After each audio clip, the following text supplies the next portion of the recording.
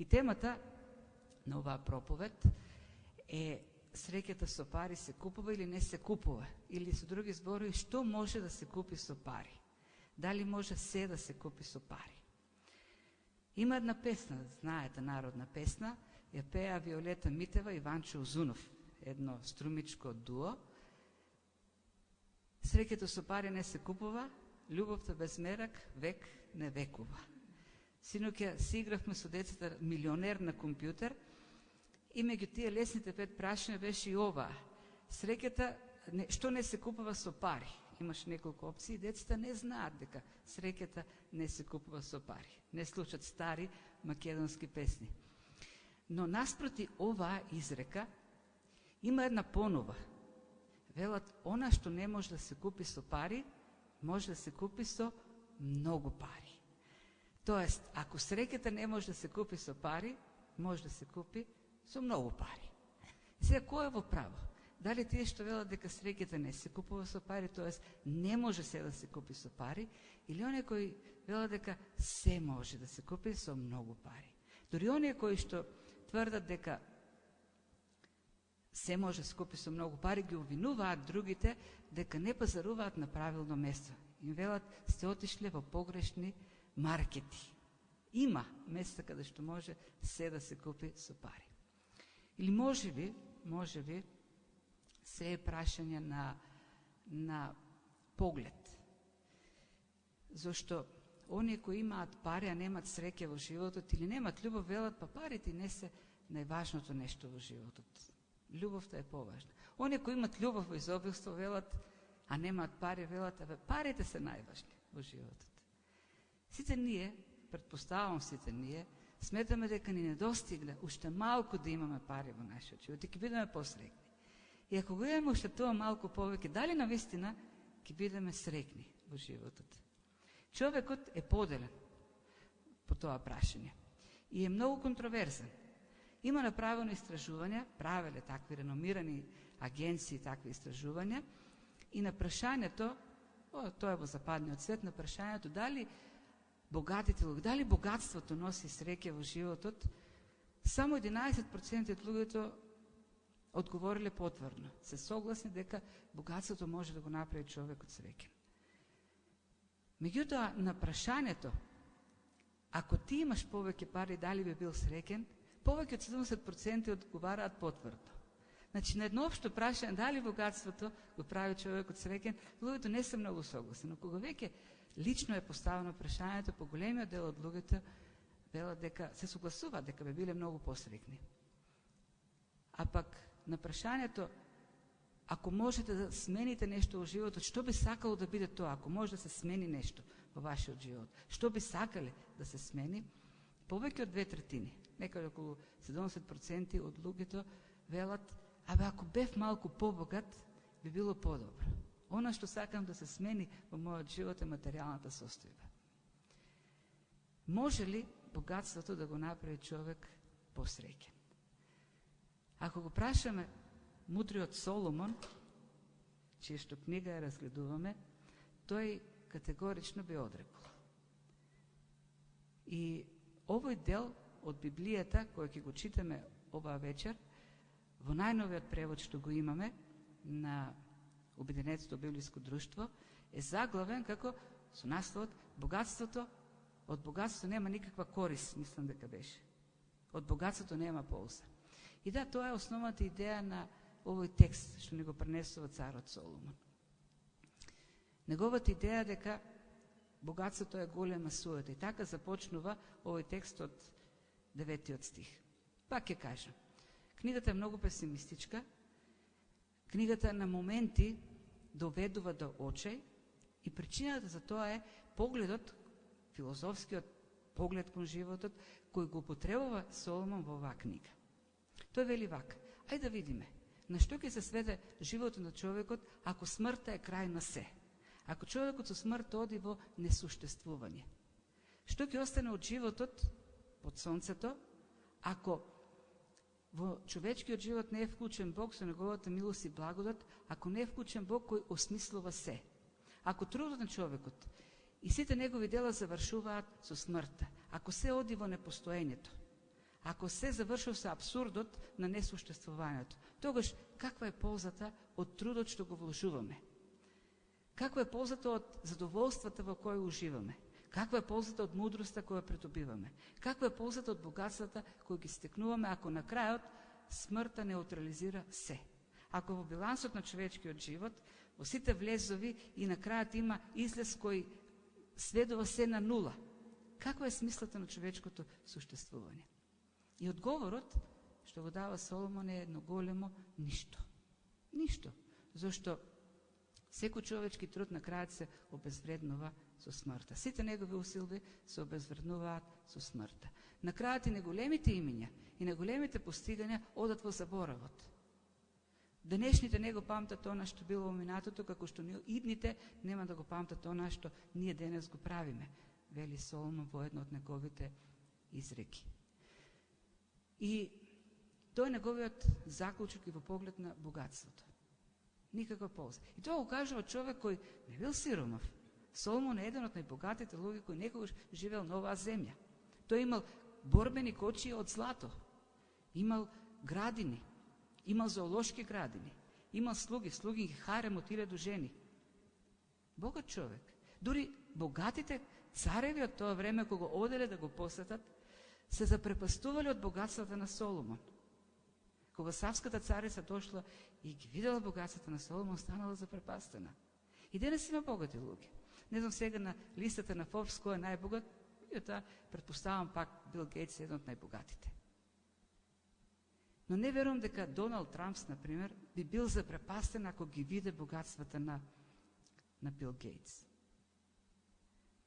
Во времето на Соломон и најбогатите остануваа запрепастени. Соломон бил многу богат човек. И кога почнува да говори за богатствата, на крајот вели се е суета на суетите. И богатствата се една голема суета.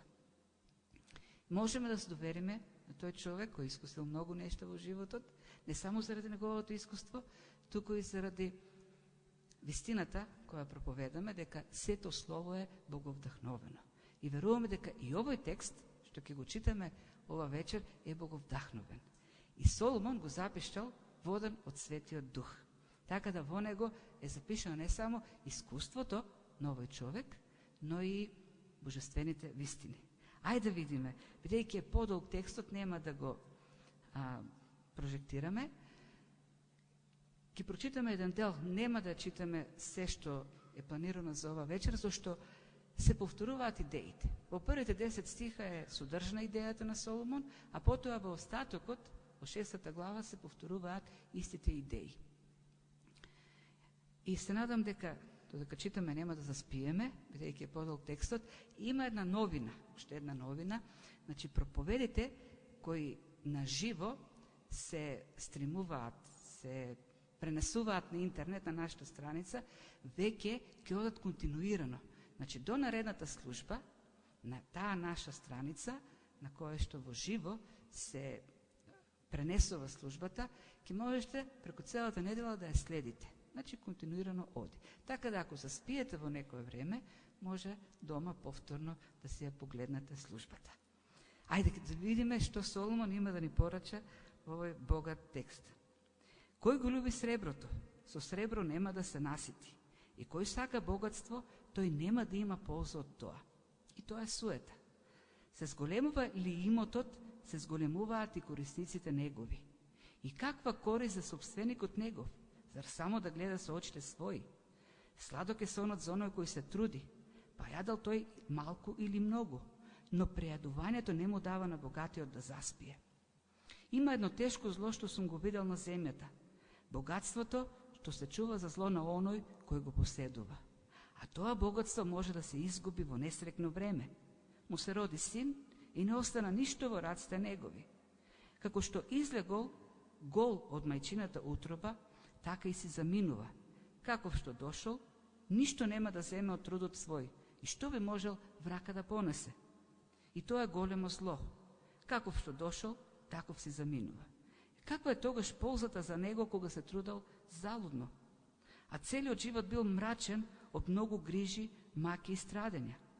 Еве, уште нешто што најдов за добро и пријатно, да се јаде и да се пие и да се насладува од доброто на сите своји трудови со кои некој се труди на земјата преку сите дни од животот свој што му ги дал Бог, зашто тоа е негов дел. И ако на некој човек Бог му дал богатство и имот и му дал да се ползува од нив, да го земе својот дел и да се насладува од трудовите своји, зашто тоа е Божи дар. Нема долго време да ги помни тој дните на животот свој. Затоа Бог и го наградува со радост на срцето негово. Потоа следат уште 9 стиха од 6 глава, која повторуваат истата идеја. Има една репетиција, има една огледалност во овие идеи. Значи, ќе се здржиме на овие стихови, зашто е содржат основната идеја. И идејата е запишена уште на почетокот на овој пасус, во 9 стих, каде што Соломон вели дека богатството е само на суета. Кој го люби среброто, со сребро нема да се насити. И кој сака богатство, тој нема да има полза од тоа. И тоа е суета. Зошто е тоа суета? Зашто богатството не носи насита, доволност во животот на човекот или задоволеност. Не го прави човекот да биде доволен. Доволност или задоволеност од богатството е секогаш на чекор. Додека беше комунистичкиот систем, постојано, тоа е социјалистичкиот, комунизмот беше на хоризонтот. Хрушчов вели, еве го на хоризонтот. Така и насладата што доаѓа од богатството. Тоа е на дофат, секогаш е на дофат. И секогаш треба уште малку повеќе да го стигнеме. И кога го имаме тоа малку повеќе, задоволството пак е на дофат, на чекор. Се оддалечува. Како што се зголема богатството, така останува секогаш на чекор задоволеноста од богатството. Како што рекол Рокфелер, уште колку ти треба да бидеш задоволен од твоите богатства. И тој рекол, уште $1 повеќе. И кога го има уште тој $1 повеќе, пак уште $1 повеќе. И секогаш е на дофат. Како магнетите со два исти пола. Кога ќе ги ставиш и го доближуваш едниот до другиот, тој постојано во иста мера се оддалечува во мерата во која што се доближува другиот. Така е со богатството и задоволството што доаѓа или наситеноста со богатството. Секогаш е тука на чекор, да го достигнам тоа задоволство. И секогаш останува на чекор. И затоа вели Соломон, суета е, колку и да имаш, не е доволно. Постојано ќе бараш уште малку повеќе за да бидеш задоволен. Сега овде како говориме за богатство или за сребролюбие, не мислиме само на богати луѓе. Бидејќи сребролюбието не е проблем само на богатите или не е исклучиво на богатите. Има богати луѓе кои знаат, осознале, уште пред да бидат богати, знаеле дека богатството или парите не се за да ги љубиме или да живееме за нив. Објект на љубовта се луѓето и Бог. Парите се да ги користиме, да ги употребуваме во животот. Како што има пак и луѓе кои немаат богатство, но целиот живот сонуваат за богатството кој го немат. И целиот живот го поминуваат во копнеш да имат повеќе, да го имат она што го немат. И како би им било добро, доколку би го имале она што го немат. И повторно, проблемот во нивното срце е сребролюбието. И кај едните и кај другите, независно од материјалната состојба, тоа не носи задоволство во животот. Августин, блажениот Августин вели, сребролюбието не е проблем на количината, тоа е проблем на состојбата на срцето.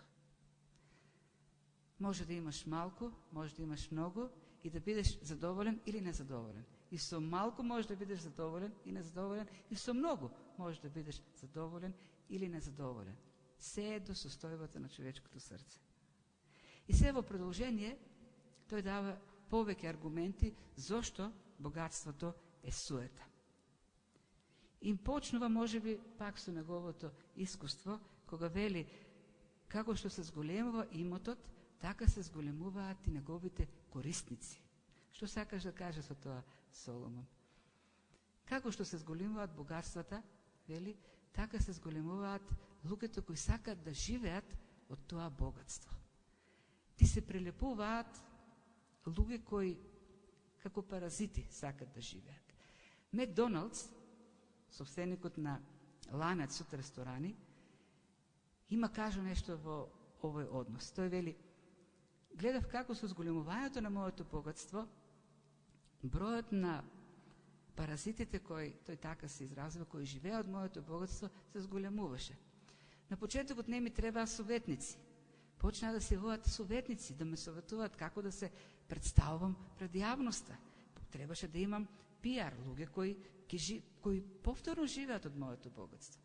Почнаа да ми се явуваат агенции кои ќе го осигуруваат моето богатство. Луѓе кои живеат од моето богатство. Луѓе кои ќе го заштитуваат мојот имот. Требаше да имам обезбедување. Па се јавија луѓе кои требаше да се грижат за тој имот. Па различни слуги, слугинки. Па требаше луѓе кои се грижат за мојот надворешен изглед. Многу работи кои не ми требаа порано.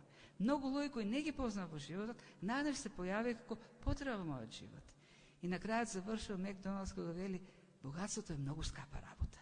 Многу трошоци треба за да се одржува тоа богатство. И Соломон го вели истото. Се јавуваат многумина кои не те познавале и кои најнаш стануваат твои пријатели, зашто се надеваат дека ќе живеат од тоа богатство. Се јавуваат организации кои бараат донации, политички партии кои бараат помош. Така, бројот на луѓето кои сака да живеат твоето богатство се зголемува. Тоа го вели и Соломон. И тоа не ти дава мир. Постојано си напаѓан од луѓето кои бараат од тебе. Како што се зголема богатството, така се зголемуваат и потрошувачите во твојот живот. Така да, тој мирен и спокоен живот кој се очекува со богатството никога да дојде, вели Соломон. Напротив, оние што се трудат имат малку како да спиат спокојно, додека оние кои се стремат кон поголемо богатство и оние кои стекнуваат се повеќе богатство, никога да дојде спокојниот живот. Никога не можат да се купи тој сон, мирен сон, кој толку се посакува. Зошто? И Соломон го знаел тоа дека богатството е професија која се работи 24 часа. Богатиот човек се грижи за своето богатство 24 часа во денот. Колку повеќе се зголема богатството, толку е потешко тоа да се држи далеко од спалната. Тоа навлегува во твојот живот, во сите области.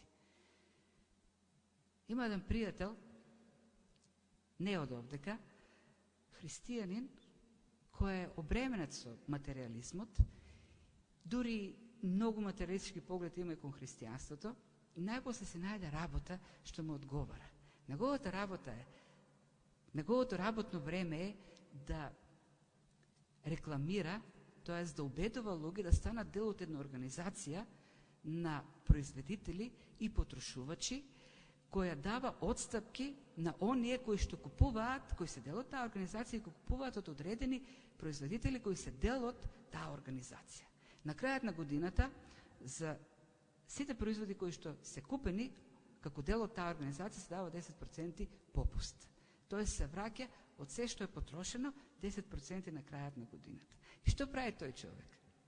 Секоја прилика што има во текот на денот ја користи да зборува за тоа. Како да привлече повеќе луѓе во таа негова организација и така да си го зголеми тој неговиот буџет, семеен буџет.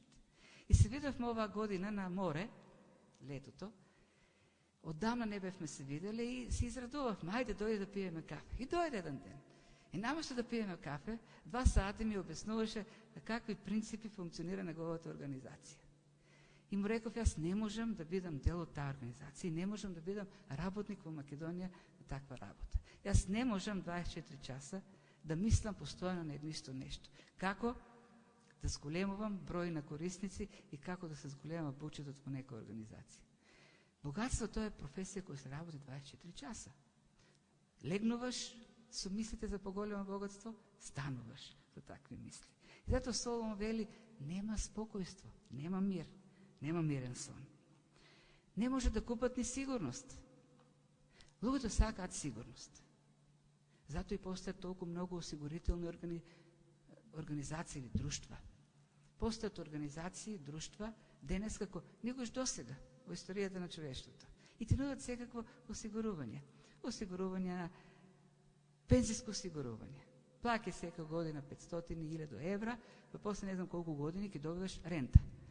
Има осигурување за болест. Има осигурување на имот. Има осигурување од смрт. И многу парадоксално. Осигурување во случај на смрт. Од што ме осигурува? Дека нема да умрам? И дека оние кои ќе останат живи ќе профитираат од мојата смрт. Сигурност, се бара сигурност. И проблемот е што луѓето сигурноста ја разбираат како финансиска сигурност. Ако финансиски си осигуран, ти имаш сигурност во животот. И тука е парадоксот. Финансиите не можат да донесат сигурност. Зашто, како што тешко доаѓат во животот, толку пак лесно можат да си заминат. Соломон вели, ми се роди син и ми отиде богатството. Доаѓаат околности кои можат многу лесно да го однесат со себе сето она кој сме го заработили во животот. Несреќа, крах. Па кој гарантира дека тие организации кои ги зимат моите пари нема да крахираат еден ден? Државата гарантира до 10.000 евра. Значи, има можност банките да пропаднат. Никој не дава гаранција. Има можност сето богатство што го имам, што сум го собрал сите овие години, преку ноќ сето тоа да се отиде, замине. Нема сигурност. И затоа, бидејќи човекот сигурноста ја подпира на нешто несигурно, тој не може да има вистинска сигурност. Ке се осигури во една организација, во втора, во трета и никако да дојде сигурност во животот. Зашто на крајот на краиштата има нешто од кое никој не може да избегне. Има нешто од кое парите или богатство не може да не спасат. Парите не може да не спасат од смртта. Кој може да си плати доволно пари за да се избави од смртта? Не може, не постои такво нешто. Никој не може да избегне смртта. Дури и до Чак Норис. Има еден виц за Чак Норис, го знаете? Околу Бадник беше познат, кога пеа децата за Коледе. Така смртта дошла кај Чак Норис, но не знаела дека оди кај Чак Норис. И кога разбрала кај кого оди, се уплашила, се збунила и не знаела како да се избави од ситуацијата и почнала да пее Коледе. Демек доаѓа за Коледе. Се уплашила смрт од Чак Норис. Никој не може да се избави од смртта. Не постои тако. Колку и да бидеме богати, доаѓа смртта и си го зима своето. Дури не можеме, како што вели овој текст, да го земеме со нас тоа што сме го изработили. Еден човек, трагач по злато, собрал, успел да собере. Живел сам, го нападнале крадци. Се бранел колку што можел, колку што имал оружје, муниција. Му се потрошил оружјето, храната и веќе знаел дека секој момент во куќата ќе влезат овие крадците. И напишал едно писмо. Останав без оружје, останав без пари, ми остана само златото, и то онолку злато колку што можам да си го понесам со себе во смртта. Иронично го кажува тоа. И таа негова порака стои во некаков музеј. Не можеме да го земеме златото со нас, среброто, парите, доларите, еврата, што е да се денари. Дури да можеме да ги земеме. Која е паричната единица на небото? Можеме ли да ја конвертираме нашата со небесната? Таму нема пари. Таму има злато, пише во Библијата. Па добро, ајде да смениме се во злато, да претвориме се во злато и да го земеме со нас. Па и да го земеме, дури да можеме да го земеме. Што е златото на небото? Градежен материјал. Улиците се од злато. Земните богатства немаат никакво значење за вечниот живот. Немаат никаква вредност претворено, конвертирано во небесни богатства. И затоа Соломон вели, богатството не може да не спаси од смртта, И не само што не може да не спаси, не можеме да го земеме. Дури ако дојде смртта, се останува зад нас. Колку да имаме пари? И за 10 живота да натрупаме пари. Ке ги оставиме. Михаел Шумахер има многу пари. 7 пати бил светски шампион во Формула 1. Тој има пари најмалку за 10 животи да живее на земјата. Но кога ќе дојде трагедијата, не помагаат. Сега лекарите велат, ние направивме што можеме. Останува се во Божите раце. Кај се парите да помогнат? Да, помогнале за тие операции. Но не може со пари се да се купи. Не знаеме што не чека зад следниот агол на животот. Не знаеме што ќе донесе следниот момент, наредниот ден. Катастрофа, пожар, земјотрес може се да однесе. И сиот труд со кој што сме се труделе, сиот напор што го вложуваме, оди наеднаш. И затоа Соломон вели, суета на суетите. Е тогаш, кој е решението? Зошто воопшто да живееме? Зошто воопшто сме се родиле? Нели е по-добро, воопшто не сме на оваа земја, да не живееме? Парите не може да купат правилни односи со луѓето, вели Соломон. Зошто? Сите овие глаголи тука, сите овие дејства што се напишани, се во областа на човечките односи. Може би навидум не изгледа така, но тоа е вистината. Овдека Соломон говори за односи, за човечки односи. Ако имаш повеќе пари, то не ти гарантира дека ќе имаш добри односи во семејството. Не ти гарантира дека ќе имаш добри односи со луѓето, дека тие ќе те осигурат добар брак или добро пријателство. Дури Соломон многу чајнички спротивното може да се случи. Колку повеќе пари, толку повеќе проблеми во односите со луѓето. Зошто коренот на сите зла е сребролюбието. Има еден човек за кој ми зборуваа, многу пари има. И тој пријател вели, доаѓа на работа пред ние да дојдеме, работниците. И си оди откако ние ќе си отидеме. Цел ден е со нас. Има многу пари. Зошто е цел ден на работа? Зошто не сака да седи дома со семејството. Не сака да со својата сопруга и со своите деца. И не сака да се разведе, зашто знае дека половина од богатството ќе му земе сопругата. И живее со сопругата, зашто така ќе го зачува своето богатство. Богатството не мора да значи дека ќе имаш добри односи со луѓето. Не гарантира. И кој е вистинското решение? На крајот заклучува Соломон. И ова е, која е идејата во сите овие стихови? Нема повторно да ги читаме, веќе ги прочитавме. Треба да се насладуваме на се што ни дал Бог, на трудот што го вложуваме, на плодот од трудот, зашто тоа е благослов од Бог. Која е идејата овдека? Бог ми дал здравје, Бог ми дал сила. Се е од Него. Зошто треба да се радуваме? Бог бил милостив и добар. Да се трудам во овој живот, да заработувам и така да се грижам за себе, за луѓето околу мене, за моето семејство, за моите пријатели, за Божјото дело. Кој е идејата на овие стихови? Многу важен е односот кон парите. Како гледаме на богатствата? Можеме на богатствата да гледаме како на средства кои ни се дадени во животот. На богатствата може да гледаме како на инструмент да ги задоволуваме потребите, да уживаме во нив. Библијата никаде не ни заповедува аскетски живот, тоест беден живот, без богатства. Нема никаде таква идеја за христијанството во Библијата. Нема. Библијата многу јасно ни кажува кој е односот кон богатствата. Тие се дар од Бог. А на секој дар од Бог треба да се радуваме и да се насладуваме.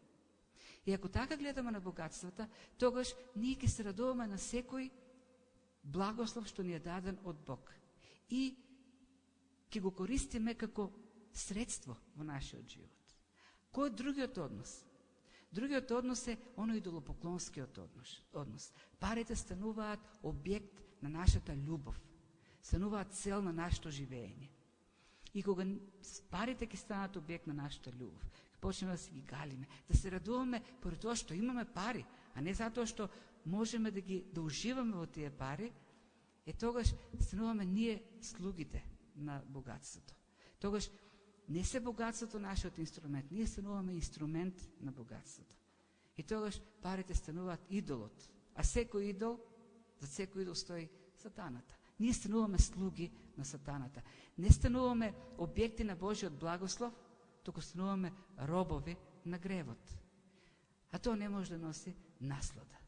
Тука веќе нема задоволство. Тука има само мака, безнадежност, има тежина. Да се насладуваме на она што Бог ни го дава. Да се радуваме на плодот на нашиот труд. Има уште една друга работа. Библијата вели дека е поблажено да се дава, отколку да се зима. И навистина, многу посрекни се луѓето кои даваат. А дават луѓето кои не се робови на богатството, кои не се робови на материализмот. Луѓето кои сватиле дека се што им е дадено, им е како благослов кој треба да го споделуват, живеат посреќен живот.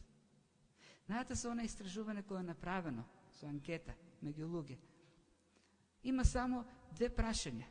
Напишете 10 луѓе за кои знаете дека се среќни.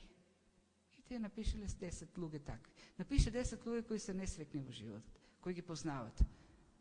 И сега напишете на тие среќните и несреќните кои се луѓе кои се дарежливи, а напишете кои се луѓето кои се стиснати, материалисти. И на крајот стигнал до сознанието дека луѓето кои се радосни се дарежливите луѓе. Оние другите се несреќни, незадоволни, неблагодарни во животот. И тоа е вистината. Словото е вистинето, реално. Луѓето што даваат се радосни луѓе. Ако гледаме на плодот на нашиот труд како на благослов од Бог, ние ќе се радуваме на тој благослов. И ќе уживаме во тој благослов. И ќе го употребиме во правилните работи. Ќе го употребиме за вечна слава. Животот не завршува со смртта. Смртта е само премин кон вечноста во Божјото царство. Ако се однесуваме правилно кон богатствата на земјата, трупаме богатства на небото. Од овдека на земјата ние собираме капитал за небото, духовен капитал. Ако правилно се однесуваме со она што ни го дава Бог на земјата, ние со радост ќе очекуваме вечноста. Знаејќи дека нема да се појавиме голи, ќе не чекаат богатства во Божјото царство. И затоа нема очај, затоа нема безнадежност. Туку има радост во животот. Бог ме благословува сега, и јас со радост се насладувам на тоа богатство и знам дека во вечноста ме очекува богатство кој никогаш нема да пропадне, нема да се загуби, нема да биде уништено. И клучот за радоста е задоволството. Нема радост без задоволство. Клучот за задоволството пак е благодарноста. Ако постојано мислиме дека ни недостига во животот многу работи, а не благодариме и не се радуваме на она што го имаме, никој пат нема да бидеме задоволни. Задоволни луѓе се оние кои се благодарни со она што го имат. Тоа не значи дека треба да се помируваме. Во никој случај. Не е тоа апатија. Ние сме благодарни од она што го имаме и работиме да имаме и повеќе. Но не живееме во неблагодарност. Не живееме во постојано незадоволство. Не благодарејќи за она што го имаме, туку постојано мислејќи, марморејќи за она што ни недостига во животот. Ако смениме погледот кон животот, нештото, тогаш ќе дојде вистинското задоволство. И тогаш доаѓа благодарноста. Има луѓе кои имаат многу и пак не се задоволни. Зашто не гледат на она што го имат, туку гледат на она што го немат. И постојано велиме, и ова кога би го имале. Добро, и кога и ова би го имале, тоаш пак ќе останеме незадоволни, зашто нешто друго ќе побараме. Да бидеме задоволни со тоа што го имаме. Тогаш има радост. Нема радост во незадоволно срце. Нема радост во неблагодарно срце. А задоволството, задоволеноста не е прашање на количина. Задоволеноста е прашање на срцето, на состојбата на срцето. И уште една друга важна работа што можеме да го видиме од целиот овој текст. Не треба да ја надценуваме вредноста на богатствата или на парите. Живееме во исклучително материалистичко општество. Способноста, силата на парите многу е надценета. И луѓето мислат и живеат со таа идеја, дека ако имаме пари, можеме се. И дека со парите ќе купиме се. И поради таквата филозофија во животот, луѓето и го подредуваат својот живот на таквата идеја, на таквата идеологија. И се стремат да имат повеќе, зашто сметаат дека така ќе имат се во животот. И тоа им дава чувство самочувство кога имат повеќе, да се однесуваат како богови. Гледаме во реалноста луѓе кои ќе одскокнат, ќе се искачат во хиерархијата во општеството, ќе стегнат повеќе пари и власт, почнуваат да се однесуваат како богови, решаваат за судбини на луѓето. Богатството ја нема таа сила реално, зашто се е во Божите раце. Бог решава што ќе се случува во нашиот живот. Во крајна мера, не можеме ништо да купиме од Бог со пари. Во делата на апостолите 7 глава имаше еден случај кога еден човек по име Симон дојде кај Петар да ги купи даровите на Светиот Дух и загина со своето богатство. Не можеме ништо да купиме од Бог со пари. Парите пред Бог немаат никаква вредност. Луѓето со пари, со многу пари се забораваат и почнуваат да се однесуваат како богови и го изместуваат Бог од нивниот живот. Сметат дека со тоа што ќе направат нешто за Бог, ќе купат, ќе изградат нова црква, ќе купат нешто за црква, дека со тоа се обезбедиле место на небото. Спасението не се купува. Златото, среброто и парите не ни помагаат во духовната област.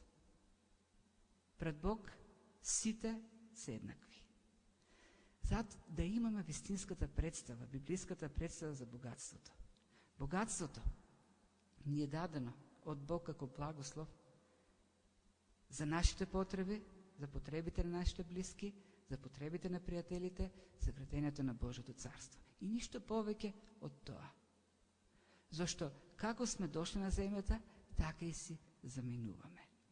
Се оставаме зад нас. А еден ден, сето богатство во овој свет ќе заврши во прав. Се ќе помине во заборавот. Само она што е направено за Божјото царство, само она што е направено со правилните мотиви, само она што е направено преку вистинската, божествената призма на животот, останува во вечноста. Од тука решаваме дали ќе бидеме робови и ќе живееме еден тажен живот, измачен живот, или пак ќе бидеме наследниците на вечното царство, кој Бог ни го остава во наследство.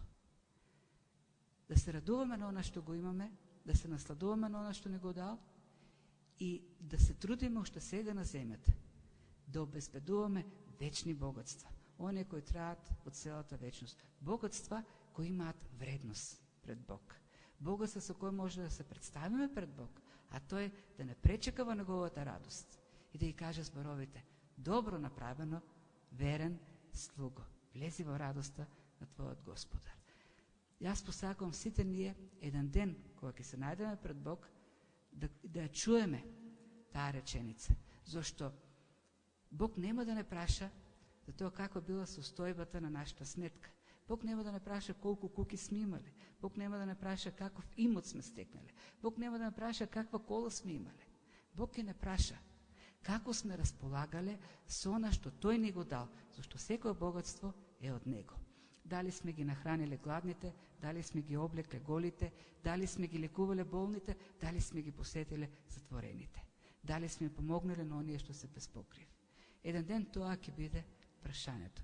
со оној благослов што Бог ни ги дал, какви настойници сме биле, како сме располагале со она што ни било доверено од Бог по неговата милост и благодат. Да бидеме добрите настойници и да имаме вистинската представа за земните богатства. Амин.